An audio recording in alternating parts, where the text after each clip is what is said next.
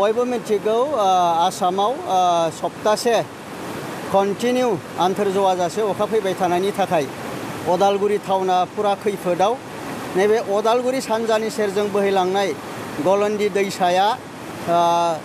गिख्रंथाव महर लाबाय आरो बे गलन्दियाव जे माथावरि दंमोन बे माथावरिया बायनायनि थाखाय दैसानि जे मेन लामा बेजों थाङालासिनो अदालगुरि टाउन नैबे मावरियापारा आरो खान्थालगुरिजों बोहैनायनि जाउनावहाय अदालगुरि डिस्ट्रिक्ट हेडक्वार्टार गाहाय मावख' बेयो दिनै खैफोदनि गेजेराव दङ। अदालगुरि टाउनावबो गोबां ओनसोलावहाय न' बां लोमजानानै गोबांथार जायगायाव रिलिफ केम्प दङ, कलेजाव दङ, खान्थालगुरि नैबे एलपि स्कुलाव दङ,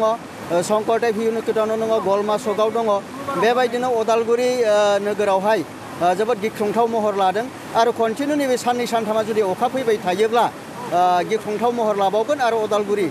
नोगोरनि नैबे सेराव नांजाबनानै थानाय मावरियापारा आरो खान्थालगुरि बे गामिया थारैनो गासैबो खुरख'जागोन आरो बेजों लोगोसे अदालगुरियाव गासै जि धनस्रि दै, पाग्लादिया, पासनै, बिनिफ्राय मरा दै आरो बिनिफ्राय बोरला बेबायदि गासै 6-7थासो दैसाया गिख्रंथाव गासैबो खैफोद सिमानि गेजेरजों बोहैगासिनो दङ। बिनि थाखाय माजबाद हालामनि गासै पासनै, पाग्लादिया आरो सांबान्दा दैजों दिनै 6-7थासो गामिया खुरखाजाबाय, जेरै सनाजुलि, सोरांजुलि, हन्टापारा, बेबायदिनो बाथौपुरि, आंग्राजुलि, बेबायदि गोबांथार गामिया खुरखाजानानै बिथांमोना दिनै गाव गावनि न'खौ गारनानै थफ्ला थफ्लि लानानै रिलिफआव थानो गोनां जादों। जों दिनै अदालगुरिनिफ्राय जों माजबादाव थांनो हालिया, मानोना अदालगुरिनिफ्राय नैबे रौता थांनाय नैबे दैया गलन्दि दैया बेयावहाय जगाजगखौ बिच्छिन्न खालामबाय, बेयाव थांनो हालिया, गारि मटर खारनो हालिया। बिनि थाखाय जोङो खावलायहरदों माजबादनि सार्कोल अफिसार आरो जों डिसिनो जनायजों जाहाथे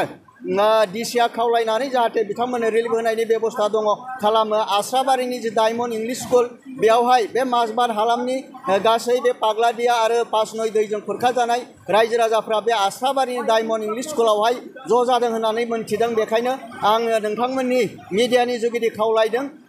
जिल्लानि प्रखाखन आरो जि रिलिफ रिहेबिलिटेसन बेखौ जाहाथे बिथांमोना थाबैनो होयो आरो जों इउपिपिएल हानजा हिसाबै जोंनि मोनफ्रोमबो डिस्ट्रिक्ट कमिटिनि मावथि आरो ब्लक कमिटिनि मावथि, प्राइमारि कमिटिनि मावथि, गासै जिल्ला आबसुनि सिङाव थानाय आन्चलिक गासैबो जिखिनि आफादफोर दङ, पार्टिफोर दङ, खौसे जानानै जिहेथु सारा आसामावनो, सारा अदालगुरि, सारा बिटिआर बानपानिया गिख्रंथाव महर लाबाय, बेखायनो बयबो बिटिआर सरकारा गासै जोंनि इएमफोरखौ इनचार्ज पार्टिनानै गासिबो बे दैबानाजों एफेक्ट जानाय गासिबो रायजो राजाखौ आबार लानानै इनचार्ज पार्टिनानै होदों। अदालगुरि जिल्लानि भेरगाव साब डिभिजनावहाय दावबायसा बिथांखौ दायित्व होदों आरो नैबे अदालगुरि साब डिभिजनाव निलित सरगियारि बिथांखौ दायित्व होदों। दानिसो निलित सरगियारि बिथाङा नैबे गलन्दिसिम फैनानै जिहेथु बारनो हायासै, बिथाङा नैबे रौता माजबाद एरियाखौ नायगोन आरो जोङो नैबे गबिन्दसारी बिथाङा अदालगुरि ओनसोलाव थानानै सानजारां सरगियारि बिथाङा नैबे गावनि हरिसिंगा एरियायावहाय फ्रिकुवेन्टलि भिजिट खालामगासिनो दङ, रिलिफ केम्पआव थांगासिनो, खबर लागासिनो दङ, फुंनि समावहाय रिलिफ मेटेरियेल रानगासिनो दङ, ब्रेकफास्ट होदों आरो प्रखाखनजों रिलिफनि गासै जाग्रा मुवाफोरखौ साप्लाय होगासिनो दङ। Thank you.